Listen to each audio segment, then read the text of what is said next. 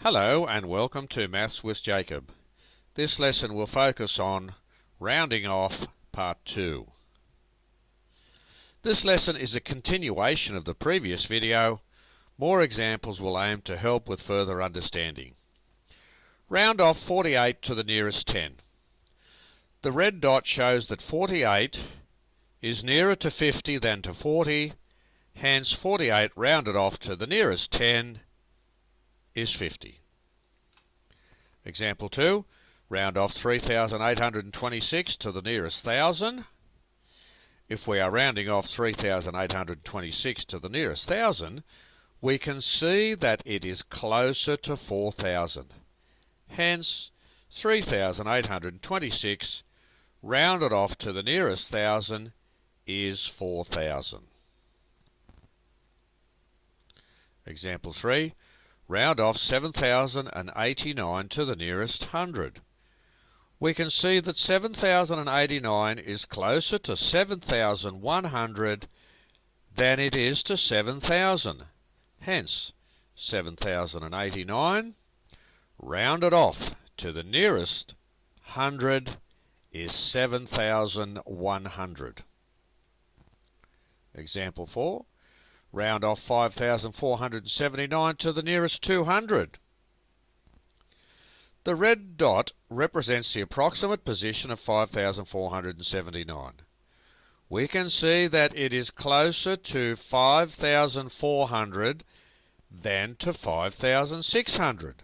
So 5,479 rounded off to the nearest 200 is 5,400. Here are two more real-world examples, which gives you a good indication of how rounding off can be used. Example 5. John knows that the distance from town A to town B is 1,293.230 kilometres because he checked it out using his automatic distance calculator, which can measure distances to the nearest 10 metres. John's family live in town A, and his dad wants to visit town B at some stage in the future because of its historical significance. Dad asks John about the approximate distance from town A to town B. What should John say to Dad? Telling Dad the exact distance to 3 decimal places is not practical. Dad would be very happy to know that the distance is very close to 1,290 kilometres. This is rounded off to the nearest 10 kilometres. So when you have very, very large distances like this, you are allowed to approximate to the nearest 10 kilometres, because that is quite acceptable for such a large distance.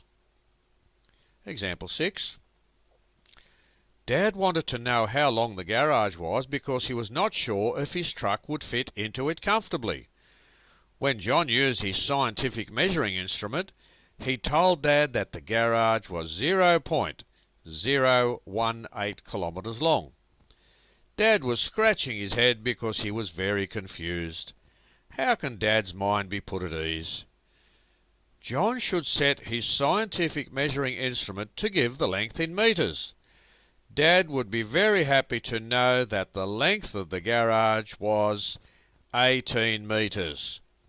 Because when you're talking the length of a truck or the length of a garage, you have to use metres.